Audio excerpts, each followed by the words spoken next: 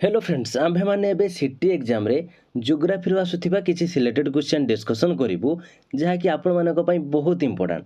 आपण जदि city exam पई सीरियसली प्रिपेयर होचंती ताले भिडियोटी को प्रथम रु शेष पर्यंत देखंतु काहे कि ना एई टाइप रो क्वेश्चन ही आपनकर एग्जाम रे आसीबो।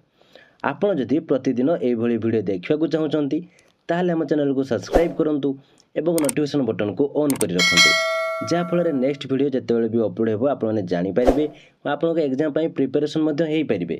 तेज चलतु आज क्वेश्चन आंसर कौन रही डिटेल्स डिस्कसन करवा।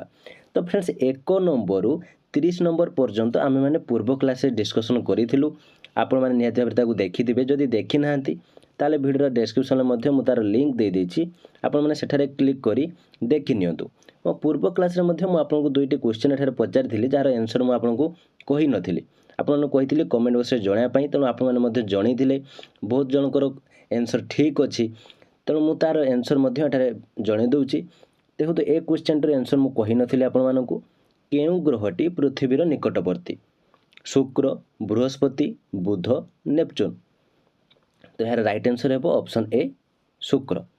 नेक्स्ट क्वेश्चन रही 20 नंबर क्वेश्चन जहाँकि चंद्र ग्रहण केबे होता है ए क्वेश्चन आंसर आपको जन नी आपको कमेंट बॉक्स में जनापी तेणु आपने कमेंट बॉक्स में जनईले समस्त आंसर प्रायत ठीक अच्छी। देखो यार आंसर है चंद्र ग्रहण केबे होता है यार आंसर हो ऑप्शन सी जेतेबेले सूर्य और चंद्र मध्य पृथ्वी अवस्थान करे। ठीक अच्छे तेरे चलतु आज क्वेश्चन आंसर कौन रही आम डिटेल्स डिस्कसन करवा जहाँकि आमर 30 नंबर पर्यंत आम डिस्कसन करूँ तो आम 31 नंबर पाखर आ बाकी क्वेश्चन जहाँ भी रही सिलेक्टेड क्वेश्चन डिस्कसन करूँ। देखो आज फास्ट क्वेश्चन कौन रही मांटाल केउ स्तर रे देखा जाए पृथ्वीर भू उपरिस्थ स्तर कोर भूतकर निम्न स्तर कौन सीटी ठीक नुहे। राइट आंसर होची ऑप्शन सी भूतकर निम्न स्तर। केउ खनिज पदार्थ द्वारा कोर गठित होइछि सिलिका एल्युमिनियम निकेल व लौह मैग्नेशियम। राइट आंसर होची ऑप्शन सी निकेल व लौह। निम्नोक्त केउटी प्राथमिक शिलार अंतर्गत आग्नेय शिला स्तरीभूत शिला बा अवक्षिप्त शिला रूपांतरित शिला कौन सीटी ठीक नुहे। राइट आंसर होची ऑप्शन ए आग्नेय शिला। केउटी आग्नेय शिला नुहे बासालट ग्रानाइट चूर्ण पत्थर बालुका प्रस्तर। राइट आंसर होची ऑप्शन डी बालुका प्रस्तर। बालुका प्रस्तर केउ शिलार उदाहरण अवक्षिप्त शिला आग्नेय शिला रूपांतरित शिला कौन सीटी ठीक नुहे। तार राइट आंसर होची ऑप्शन ए अवक्षिप्त शिला। केउटी पृथ्वीर जाँला ग्रह नेपच्यून बृहस्पति शुक्र मंगल। तार राइट आंसर है ऑप्शन सी शुक्र। केउटी एक सौर जगतर आभ्यंतरीण ग्रह नुहे शुक्र शनि बुध मंगल। राइट आंसर होची ऑप्शन बी शनि। मेंटल रो ऊपरी स्तर को कौन कहा जाए लिथोस्फियर एक्सोस्फियर आयोनोस्फियर एथेनोस्फियर। यार राइट आंसर होची ऑप्शन डी एस्थेनोस्फियर। निम्नोक्त कहार परिधि सर्वाधिक मेरुवृत्त कर्कट क्रांति विषुव रेखा मकर क्रांति। राइट आंसर होची ऑप्शन सी विषुव रेखा। केउटी पृथ्वीर सबुठारु पतला स्तर कोर मांटाल भूतक कौन सीटी ठीक नुहे। राइट आंसर होची ऑप्शन सी भूतक। निम्नोक्त केउटी प्राकृतिक उपग्रह इनसैट आईआरएस एजुसैट चंद्र। राइट आंसर होची ऑप्शन डी चंद्र। नेक्स्ट क्वेश्चन देखो केउ ग्रहटी सूर्यर निकटवर्ती शुक्र शनि बुध बृहस्पति। राइट आंसर होची ऑप्शन सी बुध। तो फ्रेंड्स देखो ये क्वेश्चन टी बेले बेले आपने भूल कर दियंती बहुत टाइम रे आसे सूर्यर निकटवर्ती आ बहुत टाइम रे आसे पृथ्वीर निकटवर्ती तेणु आपण मैंने क्वेश्चन टी को भल भाव बुझी आंसर देवे जदि एठारे सूर्यर निकटवर्ती देथिबो ताले एठारे बुध ठीक करिवे जदि एठारे आमे माने जेमति पूर्वरु डिस्कशन एबे करिके आसिलु पृथ्वीर निकटवर्ती हेले आपण माने जदि शुक्र ऑप्शन थिबो ताले शुक्र को क्लिक करिवे कहीं ना बहुत पिला एठारे कंफ्यूज होई भूल आंसर देकी पळे आसंती माने जानि थिबे किंतु भूल आंसर देकी पळे आस्थिबे ठीक अच्छे तेणु आपण मैंने आदौ कन्फ्यूज हेबे नहीं भल भाव क्वेश्चन को बुझी तार आंसर देवे। नेक्स्ट क्वेश्चन देखंतु केउ ग्रह द्वयर मध्यवर्ती अंशरे ग्रहाणुपुंज देखा जाए शनि और बृहस्पति मंगल और बृहस्पति पृथ्वी और मंगल पृथ्वी और शुक्र। तो यार राइट आंसर होची ऑप्शन बी मंगल और बृहस्पति। पृथ्वीर चारिपटे चंद्र परिक्रमण करने पाई प्राय केते दिन समय निए 26 दिन 27 दिन 28 दिन 30 दिन। भल भाव क्वेश्चन को बुझंतु पृथ्वीर चारिपटे चंद्र परिक्रमण करने पाई प्राय केते दिन समय निए। तो यार राइट आंसर होची ऑप्शन सी 28 दिन।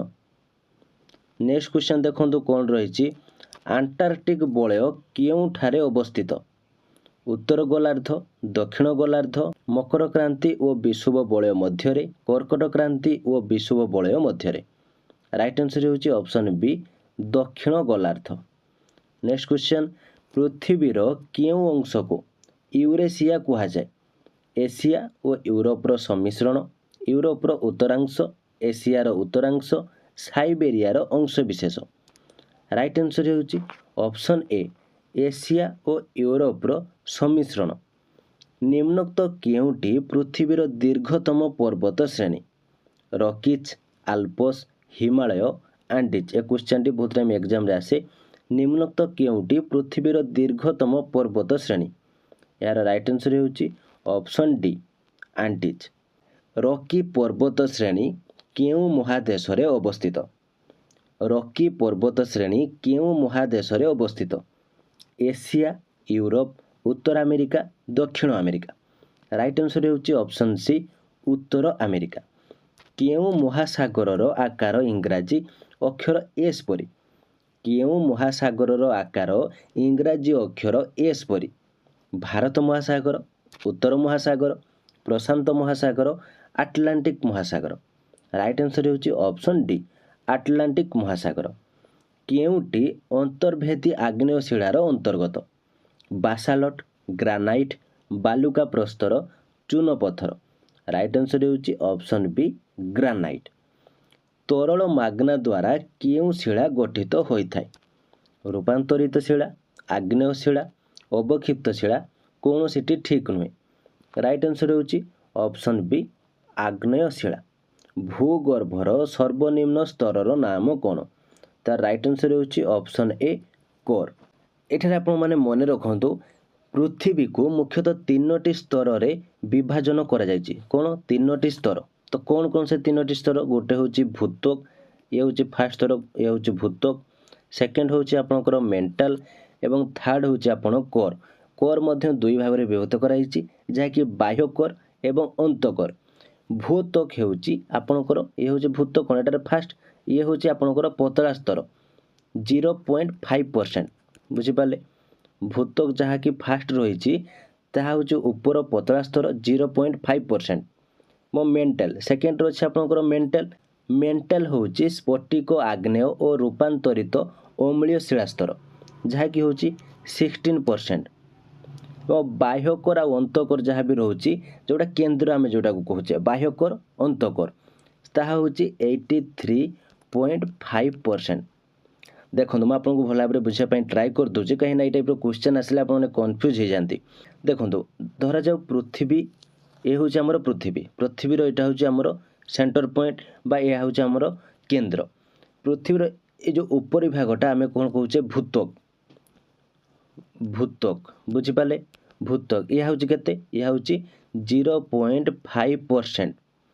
यह हूँ ऊपर पतला स्तर तापर आपनकर रोचे कौन मेंटल यहाँ हूँ मेंटल मु खाली कही दूसरी आपने भल भाव नोट करदे यह हूँ मेंटल मेंटल कौन ना स्फटिक आग्नेय और रूपांतरित अम्लीय शिला स्तर यह हूँ 16%।